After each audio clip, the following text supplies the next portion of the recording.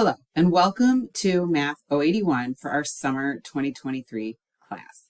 In this video, I am going to walk you through a weekly routine for you to follow so you can be successful every week in Math 081. Let's plan for success. All right, every week you want to begin by viewing the weekly module outline in Canvas so you can preview the assignments that are coming up for the week. Here is an example of what a sample week looks like.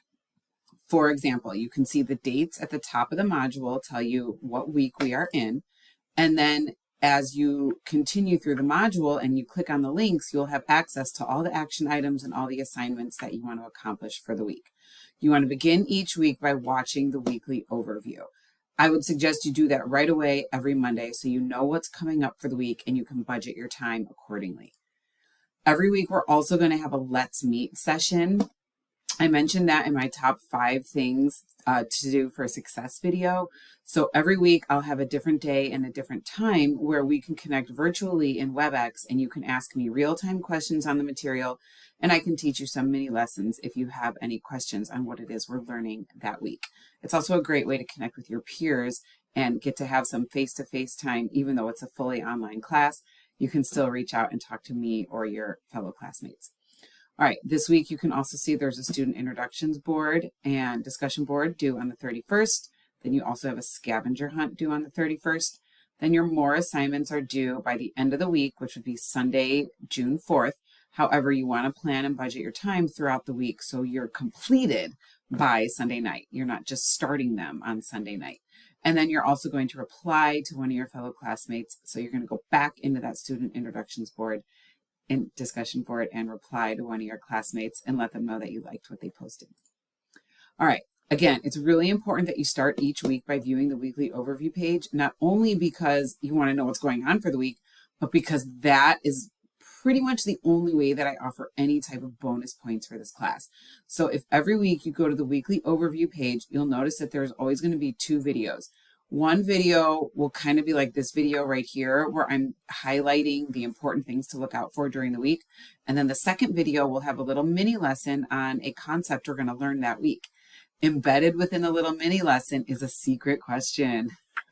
If you show your work to answer the secret question and upload your work, you will earn 2 bonus points for the upcoming exam. Can't beat that, okay? Because you want to look at the weekly overview page anyway so you know what's coming. But now I'm giving you 2 bonus points for doing it every week. Perfect. Okay, after you get an idea of what's coming for the week, then you want to start working on your assignments. So you're going to begin with the more media lesson. The media lessons are like your online classroom. So they're going to give you examples and you try it problems on the concepts that we're going to learn that week. This is where you're going to use your student workbook and you're going to take notes while you watch the videos and while you complete the practice problems. You're going to take notes in your student workbook. Once you score 100% on the media lesson, the homework assignment for the week will open up. So you can see whatever unit we're working on, you're going to be in the more system and you're going to click on that unit and then that folder will open up for the media lesson, the homework, and the quizzes. But just keep in mind that only the media lesson opens first. Once you complete the media lesson to 100%, then the homework will open up. And then as you'll see down the road, after you complete the homework, then the quiz will open up. But every week you have a media lesson, a homework assignment, and a quiz for each unit, and you have to do them in that order. Here is a sample page from your student workbook. So while you're watching the videos in the media lesson, you'll notice that the printed examples correlate with the videos that you're watching on the screen.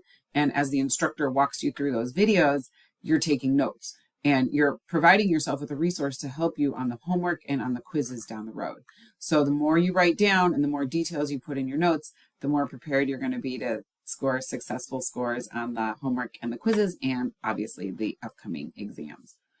Okay, after you've completed the media lesson, you're going to open the homework assignment. You also want to get 100% on the homework assignment.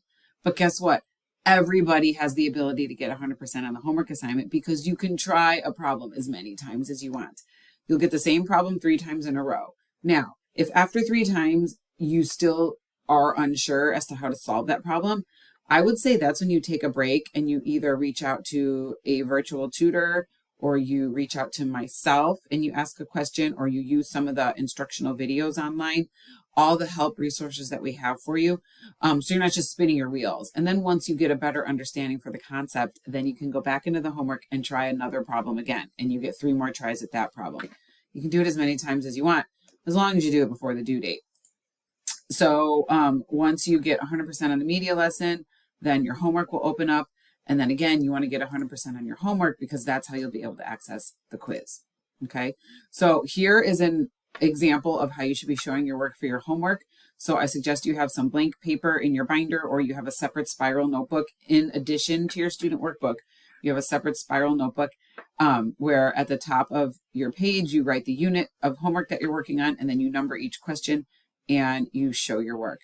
And then again, in the margins of your paper, you can write little notes or little hints to yourself. So when we meet each week at the Let's Meet session, if you had a question, you won't forget what your question was. All you have to do is open up your notebook and you can say, hey, here's my question. I already wrote it down. I want to make sure that you help me with this question during the session today. So it's just a great way to keep track of your work. And then you feel confident when you're taking the quizzes and the exams. So speaking of showing my work, I know students always want to know, why do I have to show my work? So somewhere along the way, you've had a math teacher, several math teachers, I'm sure, that said, show your work. But well, what does that really mean? How do I show you? Okay. So showing your work means that when there's any type of calculation involved, you write down enough steps so someone else who's familiar with the content should be able to pick up your work and follow your steps and say, okay, I understand how this person got from step 1, step 2, step 3, finally down to step 4, or however many steps there are to complete the answer. So it's like a rule book, or it's like a set of directions to follow. Like if you're putting together a piece of furniture from IKEA, right? You want step 1, then you want to turn the page and see step 2 and step 3 until you've got your bookshelf built or whatever it is you're doing. Same thing for a math problem.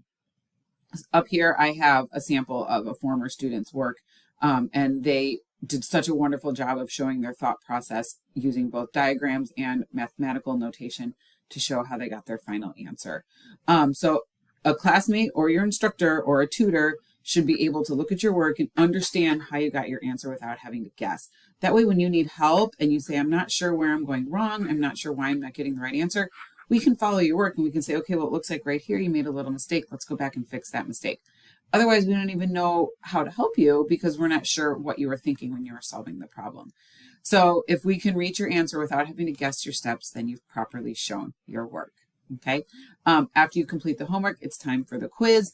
The quiz will be very similar to the homework problems. This time you'll get 2 attempts at each problem instead of 3. You'll still get 2 attempts at each problem, and then you can generate another problem. So guess what?